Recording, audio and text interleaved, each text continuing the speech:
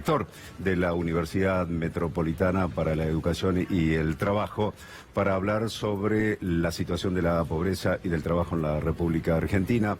Y esto tiene que ver cuando se conoce la canasta básica, que se ha incrementado en un 2,9% en el mes de mayo y supera ahora ya los 30.000 pesos para una familia tipo, ¿no? Nicolás, buen día, gracias por estar. No, por favor, gracias por la invitación. Supera la canasta los 30.000 pesos para un matrimonio con dos hijos, con dos niños.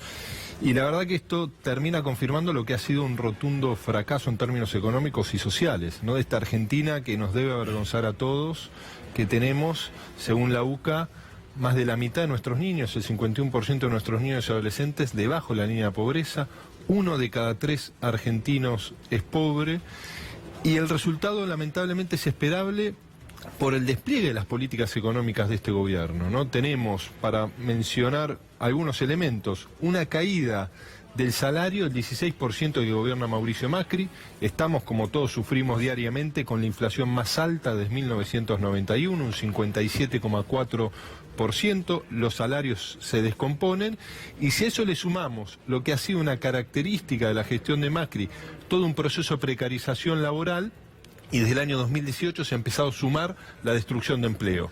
Se comienza por la destrucción de empleo de alta calidad, empleo industrial, todos sabemos el cierre de pymes, el cierre de muchas industrias, por la enorme caída de consumo y la apertura de nuestra economía, nos trae este resultado, que el gobierno que prometía pobreza cero va a dejar una Argentina con mucho más pobres. Solo en el 2018 casi 3 millones de argentinos cayeron en la pobreza por nivel de ingreso.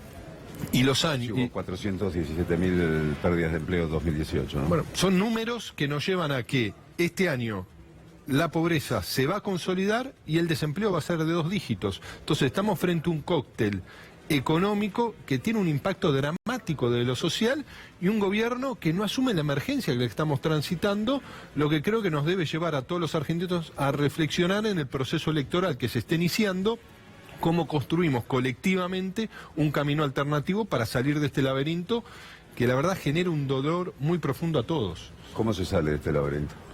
Bueno, yo creo que el camino que se está planteando el Frente de Todos puede ser una alternativa importante, que es la necesidad de construir un nuevo contrato social.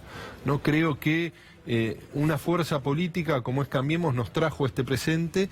Salir de la situación que estamos no alcanza con una fuerza política en soledad, y yo me animo a decir, no alcanza con la política partidaria, no alcanza inclusive con las instituciones del Estado.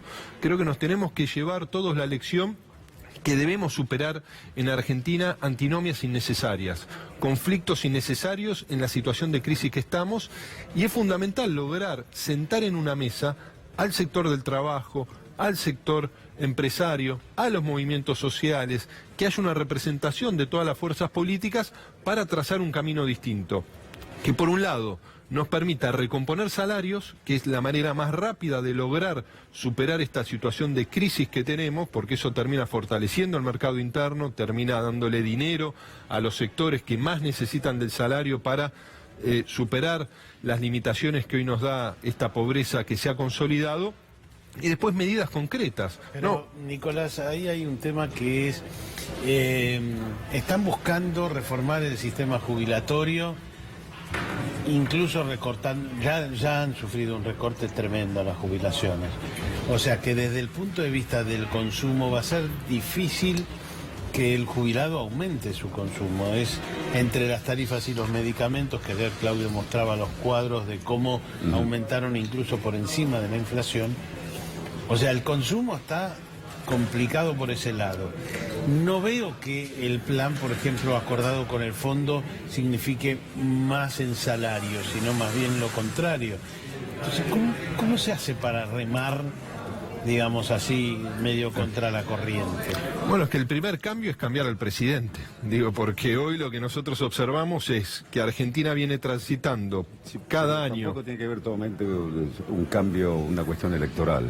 Y inmiscuirnos allí en la cuestión electoral, un cambio de gobierno. Acá si Lo decía hasta el propio Perón acá, si no nos unimos, se lo dijo Malvin hace muchísimos años, hace el año 70 y pico. Si acá no nos unimos todos, nunca vamos a salir adelante, ¿no? Por eso yo te planteaba la necesidad de un acuerdo social, pero esto que se está planteando, la verdad es que hoy estamos en pleno proceso de aplicación de estas políticas de ajuste, de restricción de gasto, que demanda una agenda distinta, ¿no? Porque a la problemática social y económica que tenemos debemos sumarle, y nosotros lo medimos en nuestra universidad, todo el proceso de endeudamiento que tiene la Argentina. Se ha emitido deuda por más de 187.000 millones de dólares. El próximo gobierno que asuma va a tener vencimientos por más de 160.000 millones de dólares en 4 años. Es dramática la cantidad de recursos del presupuesto nacional que vamos a tener que utilizar todos los argentinos para pagar una deuda que no tuvo un impacto positivo en el desarrollo estructural de nuestra economía. Yo creo que es tiempo de consensos profundos, es tiempo de también medidas concretas vinculadas a la recomposición del salario, vinculado a desdolarizar las tarifas de los servicios públicos. La dolarización de las tarifas de los servicios públicos y el hecho de esa multiplicación del costo ha hecho entrar en crisis a la economía argentina, ¿no? Porque gran parte del salario de los sectores de menores ingresos se van en alquileres y se van en servicios públicos domiciliarios. Y esto termina beneficiando a una minoría de nuestra sociedad en perjuicio de todos. Por eso hoy nosotros observamos, como ustedes reflejan habitualmente, el cierre masivo de pequeñas y medianas empresas, inclusive con una tasa superior a la crisis del 2001-2002. ¿Por qué? Porque no logran sostener, por un lado, la caída fuerte de consumo, la apertura de nuestra economía, pero por el otro lado también estas tarifas prohibitivas. Romper con el esquema de dolarización de las tarifas es un primer paso para volver a darle un equilibrio mínimo a nuestra economía, como también ha pasado con el esquema de liberalización de los precios de los combustibles, ¿no? Recordemos cuando el gobierno decía, si liberalizamos el precio de los combustibles van a tender a la baja, no han parado de subir, y eso también tiene un efecto en consolidación de un proceso inflacionario que nosotros pronosticamos para este año en un escenario positivo que no va a ser inferior al 40%. Un sector que se habla más del incremento de los combustibles que el aumento de los medicamentos. Ya se vio incrementos del 700%, 800%, 600% más allá de la inflación y de la devaluación que hubo del peso argentino. ¿Qué pasa en ese sector que afecta a los jubilados? El jubilado por ahí tiene que gastarse nominalmente unos 30.000 pesos para hacer su tratamiento médico. No hay control del Estado, hay un exceso y una actitud por parte de los laboratorios abusiva en la conformación de precios. Yo creo que hay un poco de todo. Digo, en la realidad económica donde hay profundos desequilibrios, ¿no? Y hay lugares donde el Estado debe tener un rol prioritario en garantizar derechos. El acceso a los medicamentos es un derecho humano que el Estado debe garantizar. Eso implica ampliar las prestaciones que debe tener el PAMI para garantizar la cobertura del 100% para los medicamentos, y es ahí donde nosotros también vemos que hay una mirada ideológica del gobierno distinta en ese sentido. Y yo creo que debe haber una intervención inteligente del Estado, no que restrinja el desarrollo, sino que permita esa intervención romper los fuertes desequilibrios y garantizar esa ampliación de derechos que en este contexto macroeconómico es muy difícil visualizar, y en este contexto de retracción del Estado también es muy difícil pensar que si no hay cambios profundos de políticas, haciendo hincapié en lo que vos estás planteando, si no sentamos a todos los argentinos, a sus distintos sectores, en una mesa para discutir cómo superamos la emergencia, pero también cómo no nos tropezamos con las equivocaciones del pasado para lograr un desarrollo que permita dejar atrás la pobreza estructural, porque Mauricio Macri heredó una Argentina con 1 de cada 4 argentinos en situación de pobreza. Digo, a pesar del crecimiento que se tuvo, el gobierno de regreso a la democracia hizo bajar la pobreza del 28%.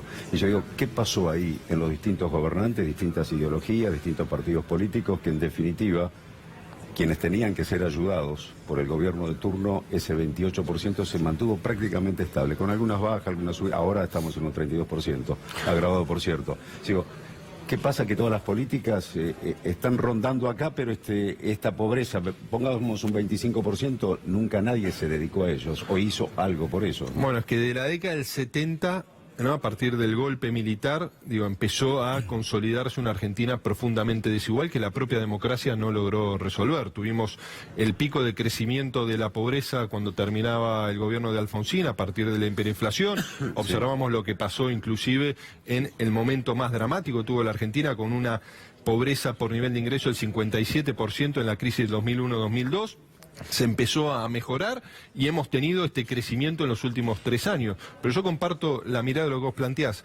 Tenemos que hacer una fuerte autocrítica como sociedad, cómo no logramos resolver a partir de la expansión de nuestra economía la pobreza estructural que hoy tenemos. Y eso no se resuelve mágicamente. Yo creo que es ahí donde debemos dejar de lado las antinomias y plantear un camino de progreso con equidad, con un Estado presente, que permita también el desarrollo de las economías regionales de nuestro país para generar una situación muy distinta a la que estamos transitando hoy. Yo creo que eso es lo que nos demanda hoy una sociedad que no puede esperar más.